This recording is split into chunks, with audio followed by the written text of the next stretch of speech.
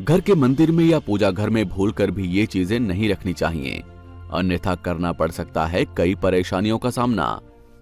निसंदेह ये बात पूर्ण सत्य है कि पूजा पाठ का उचित फल तभी मिलता है जब वो शांत चित, निर्मल मन, विशुद्ध भक्ति और बिना किसी स्वार्थ के किया जाए। पर यह बात भी उतनी ही सत्य है कि वास्तुशास्त्र का हमारे जीवन और हमारे घर में विशेष महत्व है, और यदि हमारे घर में किसी भी प्रकार का वास्तु दोष है जिसका समय पर निवारण नहीं किया गया, तो मनुष्य को प्रतिकूल प्रभाव और परिणाम देखने को मिल सकते हैं।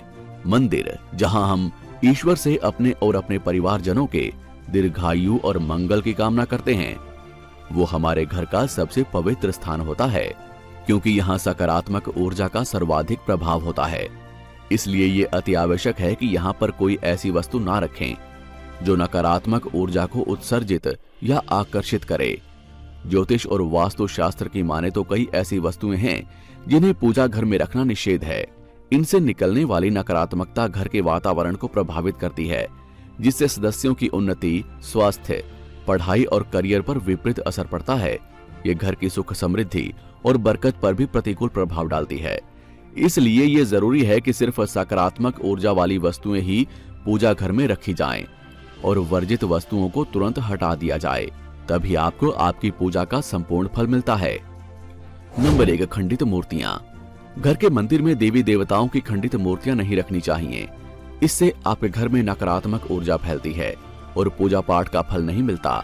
इससे मनुष्य को धनहानि, ग्रह क्लेश, बीमारी इत्यादि का सामना भी करना पड़ सकता है।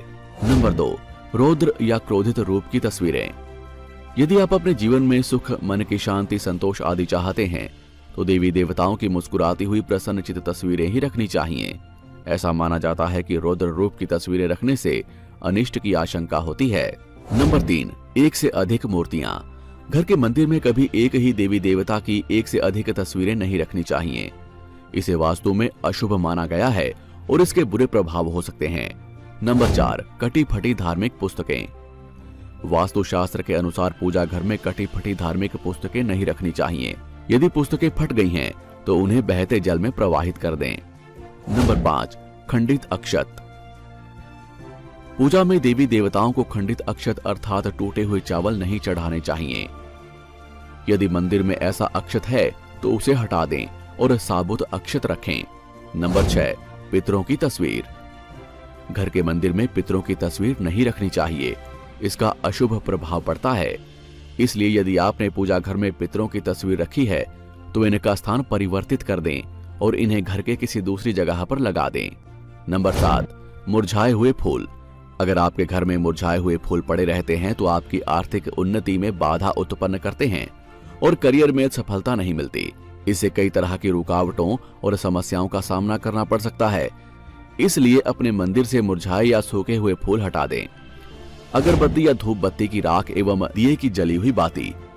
यदि आप अपने पूजा पाठ का उचित फल चाहते हैं और अपने घर से नकारात्मक ऊर्जा को हटाकर सकारात्मक ऊर्जा का प्रवेश चाहते हैं तो मंदिर से अगरबत्ती या धूप बत्ती की राख हटा दें।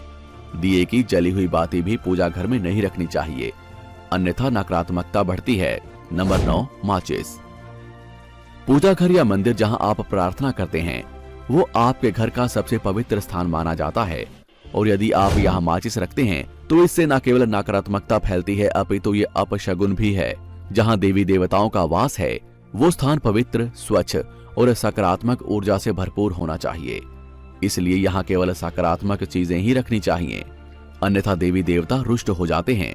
अगर आप माचिस रखना चाहते हैं तो एक दराज या अलमारी उपयुक्त स्थान होगा। नंबर 10, माचिस की जली हुई तीली।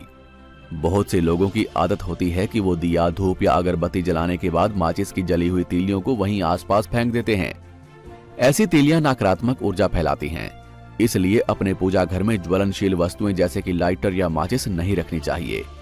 आपको ये वीडियो कैसा लगा हमें कमेंट करके जरूर बताएं, और ऐसी ही और भी वीडियोस देखने के लिए हमारे पेज को लाइक करें। धन्यवाद।